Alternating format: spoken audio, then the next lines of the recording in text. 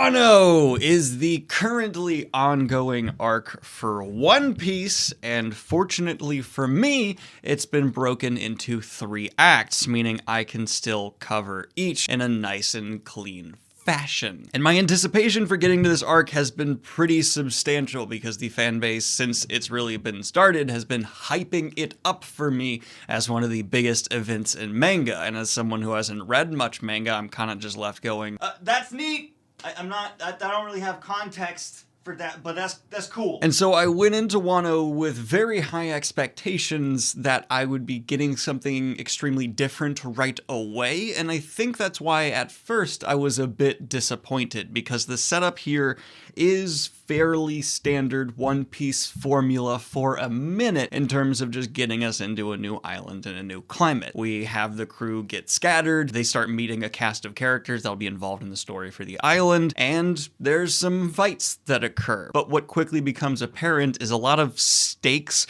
of the last couple arcs are rapidly catching up and coming into play here and now. And in addition to that, the stakes on this island are kind of high because it's just in more of a desperate situation than almost any other island we've seen up until now. Essentially, there is a corrupt lord in charge who is hoarding all the wealth in the capital Flower City through his weapon manufacturing, which is polluting the rest of the island. So you have a concentration of wealth and then a bunch of people left desolate, starving, so hungry their teeth are falling out. Ugh. It's almost like hoarding wealth isn't a good thing. Hello, comrade.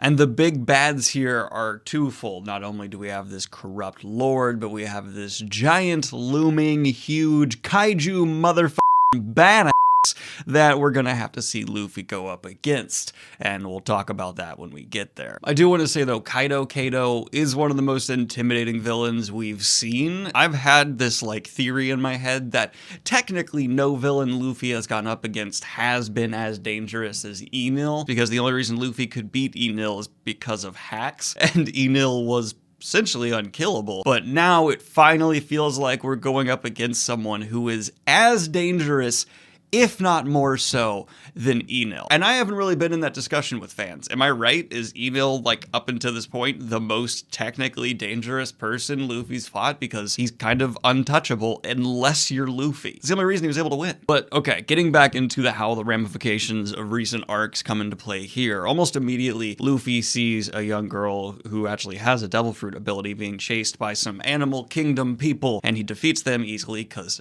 duh. And then he takes this woman back to her caretaker guardian, and here we learn that this little girl actually knew Luffy's brother Ace and wanted to go away with him, and Ace promised he would take her. And this is where Luffy has to break the news to her that Ace is dead. Ouchie. And a combination of this and the girl being so malnourished and having access to not good for you food and water, because, you know, you gotta eat, drink something, so you start eating dirty, drinky, bad stuff in situations like this. She now desperately needs a doctor, and so Luffy decides to take her into the nearest town, running with her. But on the way, he runs into Zoro, which was a really weird moment to have this reunion, in my opinion. I've been expecting them to, like, reunite mid-combat or in the middle of an epic battle, but it's just like, oh, hey, how's it going? Like, I'm gonna put the clip in here. It's literally them just spotting each other at a distance and being like,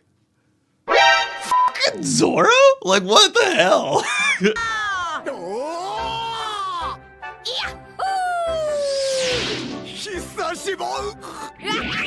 And the second weird thing is Luffy then hugs Zoro's head. He doesn't hug Zoro, he hugs his head. That's weird, don't do that.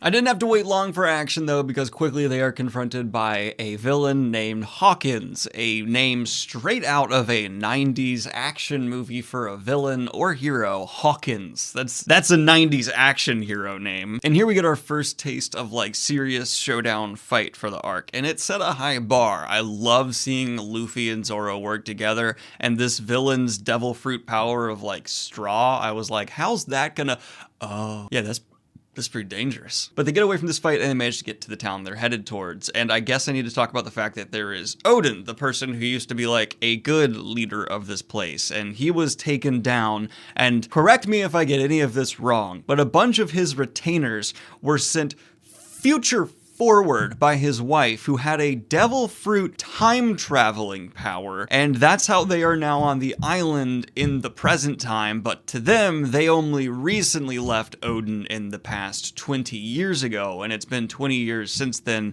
that this island has been under this awful, awful rule. Oda, I got a lot of faith in you, man, but introducing time travel into any story that is not specifically revolving around that time travel that is very clearly thought out is dangerous. So while I don't directly see any problems immediately, it just makes me hesitant to see time travel put into One Piece at all. I just don't want a Harry Potter situation where I'm left going like, okay, why doesn't someone get that time travel power and make it their like life goal and do this, that, because be careful. But we do read one of Oden's retainers in this town, and the little girl gets care. I need to talk about that. The little girl's life is valuable, I guess. We then get some stuff, some action that felt like filler to me, where whatever, the little girl, I forget her name, is kidnapped by some of those Animal Kingdom people. And then we have an elaborate, like, Luffy going up against sumo guys stuff, and Trafalgar Law fighting the same person who they fought before, Hawkins, which was actually kind of neat. But it was a lot of just like, all right, we're setting stuff up. This is taking too long. It could have been more streamlined, in my opinion. And Zoro, his sense of direction. I don't even need to say it. You know what happens here. You could put him in a Target and he'd somehow end up in Kinko's. And we get like the full explanation of the time travel stuff here, where apparently Kinemon is from the past and he's actually a part of all of this. He's one of Oden's retainers, and Oden actually snuck out because he was constrained by the borders of this island, because apparently the island has closed borders. And then when he came back after actually being with Whitebeard, he found this horrible lord had taken charge and was doing a terrible, terrible job. And this awful lord has allied himself with the Beast Pirates in a mutually beneficial bad guy relationship. I mean, you know, friends are friends. And Kaido apparently killed Oden with boiling oil? That's nightmare fuel, right?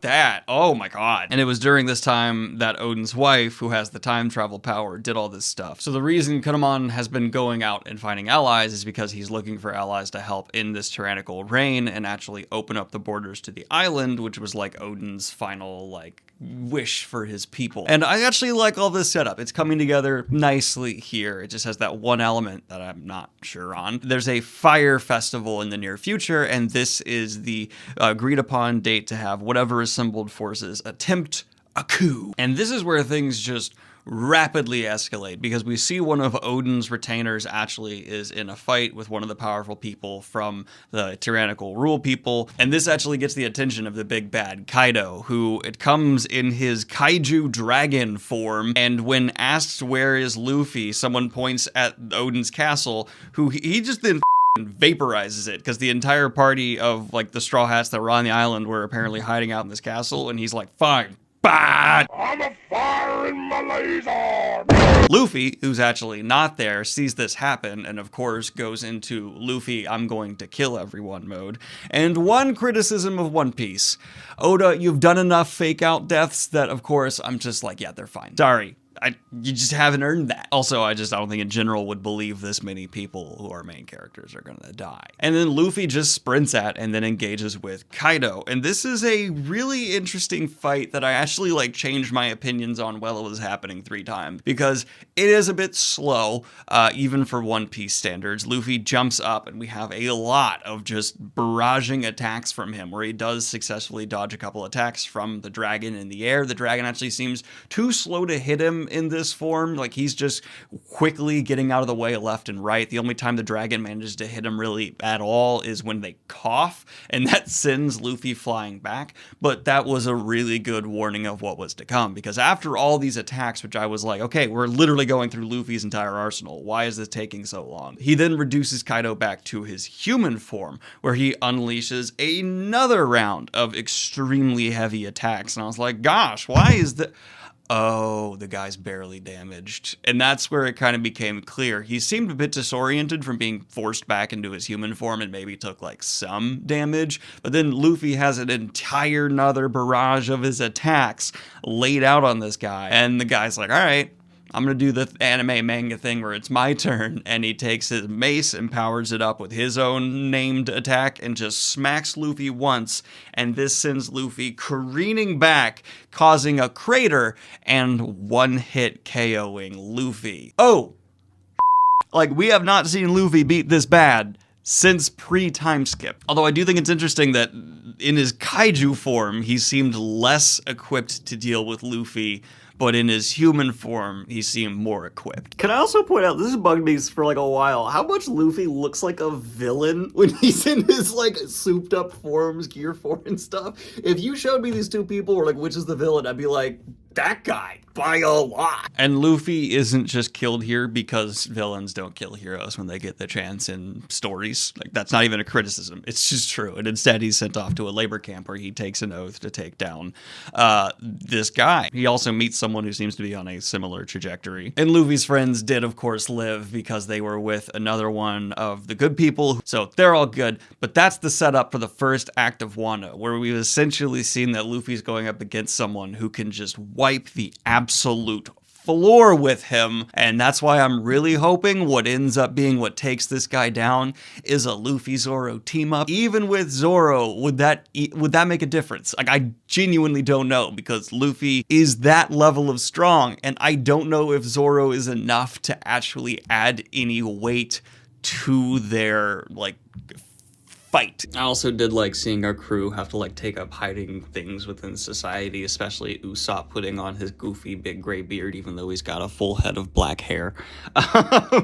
So stuff like that was pretty neat, and it gave us good character moments throughout. The humor, I don't think it was spectacular, but it definitely wasn't like tremendous misfirings. It was pretty standard for One Piece. It was decent, good. This reminded me that a couple things in this arc I wanted to touch on that I just didn't when I was recording. I also watched and read a lot of this arc because I did switch between anime and manga while recovering from surgery on Oxycontin, so if I got some stuff a bit mixed up, I have an excuse. But I do remember watching Luffy fight a monkey that was gigantic, and that was a lot of fun. It was like a little foreshadowing with a King Kong type, but a Godzilla equivalent was coming if you consider Godzilla a giant flying kaiju dragon. And then I also really liked the evolution of Zoro we're seeing. He's coming more and more of like the Ronin type. I've been told by a fan I know that this is like the Ronin era for Zoro, which is really neat, and he takes on just so many guys, so he could maybe be a difference maker for Luffy going up against this big bad once again. So I'm excited for all of that. There's also a bunch of new side character villains. One of them's like a giant T-Rex, it looks like. I just wasn't that interested in the animal pirate guys. They just seemed like more kind of standard villain pirate people we see. So it's sitting in between for them. I'm not super compelled yet, though I'm only in the first act. So I'm not like judging it too harshly yet. You know what I'm saying? Also, can you tell I got a little zit going on. I got a little zit on my nose. Ugh. I'm going to transition into predictions now, and my first is that Luffy, of course, is going to team up with this person who's in the labor camp, and they will go on to actually take down a lot of the bad guys that are being set up. I also, do know, of course, that Big Mama is coming with her crew, and having this like convergence of forces where it's going to be like several sides going all against each other. It's different than the last huge conflict that happened, because that was really just like two forces coming together. This feels like all the play Oda has been doing with setting up these factions that are overlaying are going to actually like have a free-for-all, which very interesting. And Big Mama's people are nothing to shrug at in terms of power, and I don't think we've seen really anything aside from Kaido himself on the level of these forces that can just shrug off Big Mama. And if there's anyone who has a power that could be like actually undercutting or take down Kaido, it might be Big Mama. Like, yeah, this guy can turn into a dragon. Big Mama fucks with your soul? So it's like, I would love to see these two go at it. That'd be cool. But I know if Luffy came across a already half-defeated Kaido, he probably wouldn't fight him, because he's like, no, I need to fight everyone at their peak strength. I don't think he would like take advantage of someone who's half beat by Big Mama or something. So I'm not really sure where that's gonna go, but the divided forces are definitely gonna be a boon to the Straw Hats and their goal of freeing this island. Obviously the island will be freed. I'm predicting there's going to be a high cost though, because we've already seen that people are suffering a lot. And I think this kind of like underground rebellion from Oda's perspective of setting up this theme of, industrialization and a darker side of war, which is absolutely happening, we'll probably see a high cost to freeing this island. At least that's my prediction in terms of blood spilled. And yes, Oda is very big on the fake out deaths, but if there's someone who feels like it's their time to maybe die, I think either Kinemon, I always say his name wrong, or Trafalgar Law might die on this island. One of the two, I'm thinking, is gonna go out for good. And then Luffy may unlock a new power. That's my final prediction here. I overall thought this was a fine setup. I don't really want to rate an Act 1 to overall Wano. It doesn't feel right. Yes, I know Wano is more specifically broken into acts, but that just feels like something Oda's now doing because of people who complained about arcs that just felt like they didn't have enough structure or breakup to them. So I'm not going to give a number yet. Just listen to what I said, and that's kind of how I'm feeling. It's got some of the formula to it that's getting a bit tired. There's some elements that I'm a bit shaky on, but overall, I feel like the stakes are high, and I'm very invested in this villain, as well as the larger stakes that are slowly creeping in on the outskirts. That's my review of Guano. I keep wanting to say Guano. Let me know what you think of the Act 1 in comments down below. Please don't spoil it for me, and like and subscribe if you have not already. Hit the Patreon if you want to support what I do here. And have a good one, y'all. Bye!